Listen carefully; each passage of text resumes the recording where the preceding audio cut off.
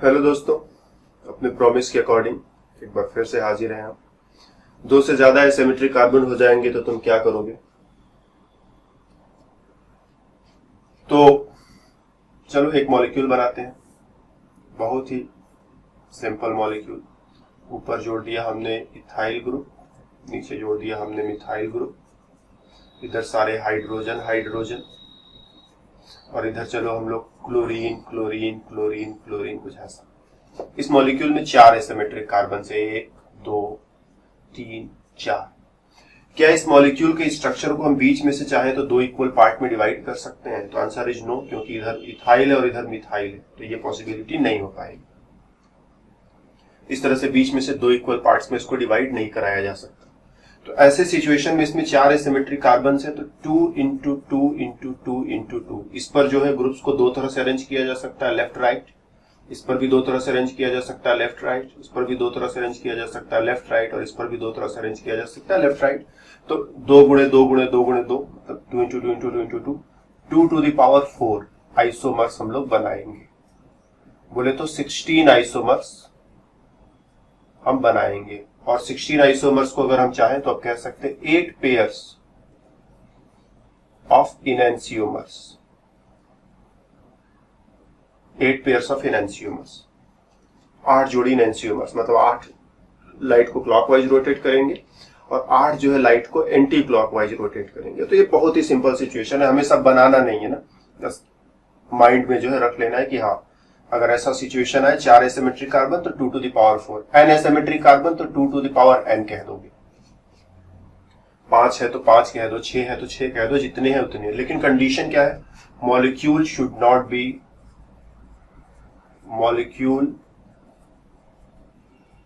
Not be divisible. ये divisible की spelling तुम लोग अपनी तरफ से संभाल लेना। Molecule should not be divisible into 2 equal parts. Molecule 2 equal parts में इस तरह से डिवाइड करना चाहे तो पॉसिबल नहीं होना चाहिए, और तभी ये फॉर्मूला और ये चीजें काम करेंगी, अदरवाइज ये चीजें फेल हो जाएंगी। राइट। अब एक एग्जांपल फिर से लेते हैं। क्या तो फिर से कुछ वैसा ही situation, chlorine chlorine chlorine chlorine, hydrogen hydrogen hydrogen hydrogen, जो ग्रुप यहां लगाया वही ग्रुप यहां लगा दिया। अब की बार मॉलिक्यूल का स्ट्रक्चर जो है 2 इक्वल पार्ट में डिवाइड हो जाएगा। अभी भी इसमें 4 एसिमेट्रिक कार्बन है, 4 एसिमेट्रिक कार्बन है, लेकिन जो नंबर ऑफ आइसोमर्स होगा, नंबर ऑफ आइसोमर्स, ठीक, less than 2 to the power 4, इससे कम होगा। ये चीज बिल्कुल साफ साफ मन में चला जाना चाहिए। जैसे पिछली बार कर रहे थे, 2 एसिमेट्रिक कार्बन होने पर अगर मॉलिक्यूल 2 इक्वल पार्ट्स में डिवाइड नहीं होता था तो 4 आइसोमर बनते थे, और इक्वल पार्ट्स में डिवाइड होता था तो 3 ही आइसोमर्स बनते थे। तो कुछ वैसा ही यहां पर भी कि number of isomers less than 2 to the power 4, एक चीज ये माइंड में होना चाहिए। दूसरा, some isomers will be meso, some isomers will be meso, दूसरी चीज ये माइंड में होना चाहिए। मतलब जितने आइसोमर्स बनेंगे इतने तो पहले बनेंगे नहीं, इससे कम बनेंगे। 16 न बन करके कह दो 14 बनेंगे। एक जस्ट एग्जांपल, हमने ये नहीं कहा कि 14 बना डालेंगे, जस्ट ऐसे एक वर्ड उठा लिया। चलो मान लिया कि 16 न बन करके 14 बनेंगे, तो उन 14 में से भी कुछ ऑप्टिकली इनएक्टिव होंगे जो मीजो होंगे, और कुछ जो होंगे ऑप्टिकली एक्टिव होंगे। तो ये चीज माइंड में रखना है। राइट। तो ये कैसे पता करें कि एग्जैक्टली कितने आइसोमर्स बनेंगे और कितने मीजो वगैरह होंगे? तो इसके लिए हमारे पास फॉर्मूले हैं कुछ। बिना फॉर्मूले को भी हैंडल किया जा सकता है, लेकिन फिर बहुत कॉम्प्लिकेशन हो जाएगा। फॉर्मूले की मदद से हम लोग काम कर ले जाएंगे। फॉर्मूला क्या है? देखो, ये जो नंबर ऑफ कार्बन एटम्स है, ये number of asymmetric carbon atoms है, ये इवन हो सकता है या ऑड हो सकता है। इवन बोले तो जैसे 4 6 8, या फिर ऑड जैसे बोले तो 3 5 7, 2 तरह के केसेज और 2 तरह के फॉर्मूले हैं। इवन वाले केस में, if molecule is divisible into 2 equal parts, ठीक, molecule has n asymmetric carbon, n asymmetric carbons and molecule is divisible,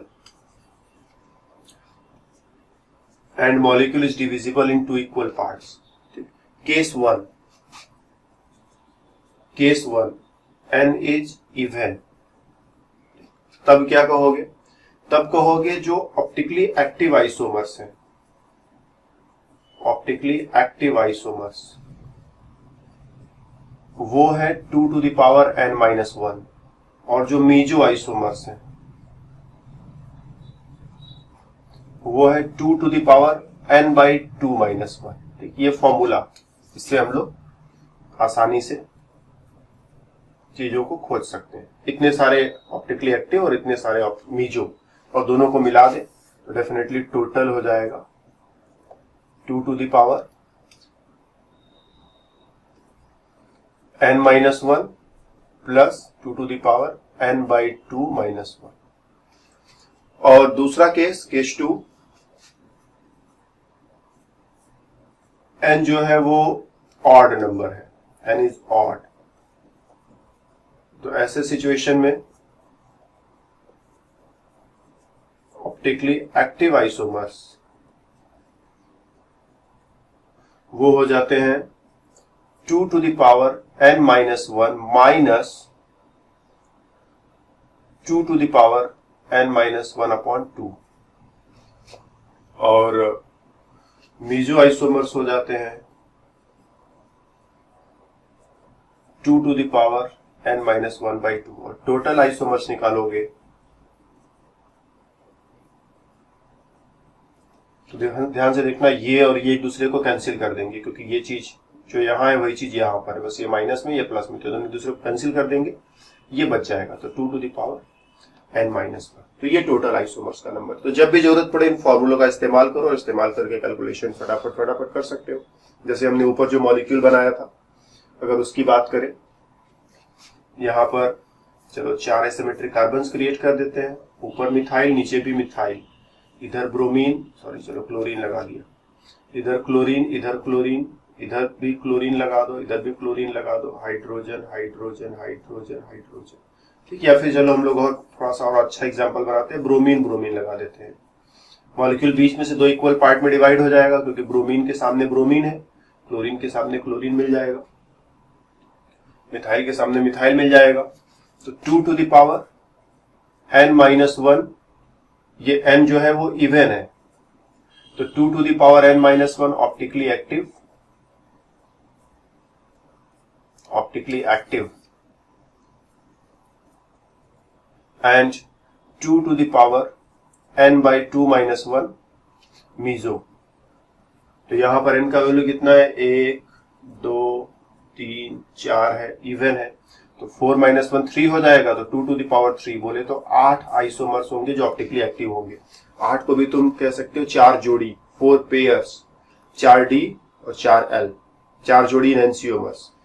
और इसको सॉल्व करोगे, 4 को 2 से डिवाइड कर दो, 4 को 2 से डिवाइड करोगे तो आएगा 2, 2 में से 1 को माइनस कर दो, बचेगा 1, तो 2 to the power 1 बोले तो 2 मीजो स्ट्रक्चर्स बनेंगे। ठीक, अब हम कह रहे कि तुम दोनों मीजो स्ट्रक्चर्स बना करके दिखाओ, तो एक तो ये खुद अपने आप में मीजो है, समझ सकते हो। अगर बीच में से प्लेन ऑफ सिमेट्री पास करे तो समझ में आएगा, ब्रोमीन का इमेज ब्रोमीन, क्लोरीन का इमेज क्लोरीन, मिथाइल का इमेज मिथाइल, हाइड्रोजन का इमेज हाइड्रोजन, हाइड्रोजन का इमेज हाइड्रोजन। और दूसरा मीजो बनाना है तो कैसे बनाएंगे? कुछ इस तरह से देखना, क्लोरीन क्लोरीन, ब्रोमीन ब्रोमीन। ठीक, लेफ्ट राइट केवल ओरिएंटेशन चेंज किया है और कुछ चेंज नहीं किया है। अभी दोनों क्लोरीन राइट पर, दोनों ब्रोमीन लेफ्ट पर। इसमें क्या था, सारा क्लोरीन ब्रोमीन सब राइट ही राइट पर था। तो ये जो है एक और मीजो हो गया। तो एक मीजो ऐसे बना लोगे, एक मीजो ऐसे बना लोगे। तो जरूरत पड़ने पर इस तरह की कैलकुलेशन हम लोग कर सकते हैं। 4 एसिमेट्रिक कार्बन है, मॉलिक्यूल 2 पार्ट में डिवाइड हो रहा है, तो 2 to the power 4 सीधा नहीं अप्लाई करेंगे। इस बार total isomers 2 to the power 4 बोले तो 16 से कम मिलेगा। 8 isomer optically active, 2 isomers meso, तो 8 और 2 मिलाकर कितना होगा? सिर्फ 10 आइसोमर हो पा रहे हैं, 16 आइसोमर नहीं हो पा रहे, सिर्फ और सिर्फ 10 आइसोमर हो पा रहे हैं। तो इस चीज को माइंड में रखेंगे। यदि मॉलिक्यूल का स्ट्रक्चर ऐसा हो जिसमें कह दो 5 एसिमेट्रिक कार्बन हम तुम्हारे लिए लगा दें, या थोड़ा छोटा रखते हैं ना, इतना बड़ा करके कोई फायदा नहीं। 3 एसिमेट्रिक कार्बन रखते हैं, मिथाइल, मिथाइल, ब्रोमीन, ब्रोमीन, चलो यहाँ क्लोरीन लगा दिया। तो ये तीनों कार्बन एटम्स एसिमेट्रिक कहे जाएंगे। ये बीच वाले पे तुम्हें थोड़ा संदेह हो सकता है, क्योंकि एक ग्रुप दूसरा ग्रुप, और जो चीज ऊपर दिख रहा है वही चीज नीचे भी तुम्हें दिखाई पड़ रहा होगा अभी। लेकिन है क्या कि ब्रोमीन और हाइड्रोजन का ओरिएंटेशन जब बदलेंगे तो ये दोनों अलग अलग भी हो सकते हैं। अभी तो जैसे ब्रोमीन यहाँ है वैसे ब्रोमीन यहाँ है, जैसे हाइड्रोजन यहाँ है वैसे हाइड्रोजन यहाँ है, लेकिन हम जानते हैं कि ओरिएंटेशन बदला भी जा सकता है।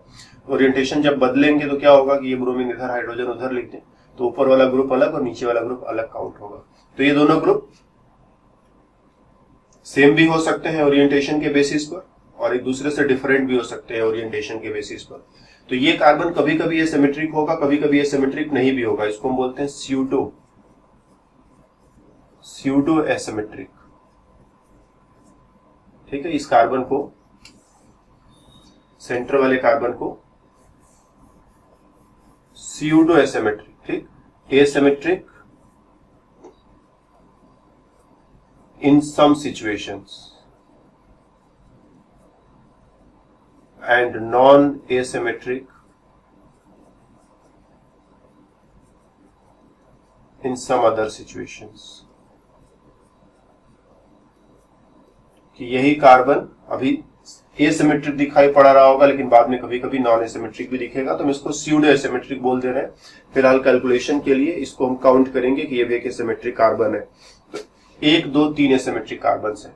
तो इस बार क्या होगा, 2 to the power n minus 1 minus 2 to the power n minus 1/2 optically active isomers. ठीक, n का वैल्यू 3 है तो यहां पर 3 रख दो, तो 2 के पावर 3 minus 1, 3 minus 1/2 सॉल्व कर दो। 3 में से 1 जाएगा तो बचेगा 2, 2 के पावर 2 माइनस 3 में से 1 जाएगा तो बचेगा 2, 2 को 2 से डिवाइड करोगे तो बचेगा 1, 2 के पावर 1 सॉल्व करोगे, 4 में से 2 गया, तो 2 आइसोमर्स जो है ऑप्टिकली एक्टिव, एक डी हो जाएगा और एक एल हो जाएगा। और मीजो की बात करें तो 2 के power n minus 1/2 meso, n की जगह 3 रख दो तो 3 minus 1/2, तो 2 के पावर 3 minus 1 2, 2/2 1, तो ये आंसर आया 2 मीजो आइसोमर्स बनेंगे। दोनों को बनाने को कहा जाए तो एक ऐसे बना लेना जिसमें तीनों ब्रोमीन सेम साइड पर है, और दूसरा ऐसे बना लेना जिसमें दो ब्रोमीन सेम साइड पर रहेंगे और एक ब्रोमीन अपोजिट साइड पर रहेगा। प्लेन ऑफ सिमेट्री पास करोगे तो बिल्कुल जैसे यहाँ पर हाइड्रोजन और ब्रोमीन है, तो प्लेन ऑफ सिमेट्री बिल्कुल इसके अंदर से होता हुआ पास होगा। ये ब्रोमीन आधा ऊपर चला जाएगा और आधा नीचे चला जाएगा, ये हाइड्रोजन आधा ऊपर चला जाएगा आधा नीचे चला जाएगा। तो ये हाइड्रोजन, इस हाइड्रोजन का इमेज, इस हाइड्रोजन का ऊपर वाला आधा हिस्सा नीचे वाले आधे हिस्से का इमेज, ब्रोमीन का ऊपर वाला आधा हिस्सा नीचे वाले आधे हिस्से का इमेज, ये ब्रोमीन इसका इमेज, ये हाइड्रोजन इसका इमेज, यहाँ पर जो मिथाइल है एक दूसरे के इमेज। तो इस तरह से जरूरत पड़ने पर ऐसे कैलकुलेशंस करके तुम फटाफट कैलकुलेट कर सकते हो कि कितने आइसोमर्स ऑप्टिकली एक्टिव, कितने मीजो, और दोनों को जोड़ दो तो टोटल भी दिखाई पड़ जाएगा। तो 2 मीजो है, 2 ऑप्टिकली एक्टिव है, तो कुल मिलाकर के 2 और 2 4 आइसोमर्स बनेंगे। तो ऐसे अगर 2 से ज्यादा एसिमेट्रिक कार्बन आ जाए तो फटाफट फॉर्मूला अप्लाई करो, और फॉर्मूला अप्लाई करके जान सकते हो कि कितने आइसोमर्स बनेंगे। एक केस तो बहुत ही सिंपल है, अगर मॉलिक्यूल का स्ट्रक्चर 2 इक्वल पार्ट्स में डिवाइड नहीं होता है तो सीधे 2 to the power n isomers. लेकिन अगर मॉलिक्यूल का स्ट्रक्चर 2 पार्ट में डिवाइड होता है तो फिर काफी पापड़ बेलना पड़ेगा, देखना पड़ेगा कि n का वैल्यू ऑड है कि n का वैल्यू इवन है। फिर दोनों केसेज में 2-2 फॉर्मूले हैं और इनसे बचने का कोई रास्ता नहीं है। अगर रास्ता होता तो हम तुम्हें बचा लिए होते, तो इनसे बचने का कोई रास्ता नहीं है, यहाँ में थोड़ा मेहनत करना ही पड़ेगा। तो इस क्लास में हमारी तरफ से इतना ही, फिर मिलेंगे तो बातें और भी होंगी। तब तक के लिए बाय बाय।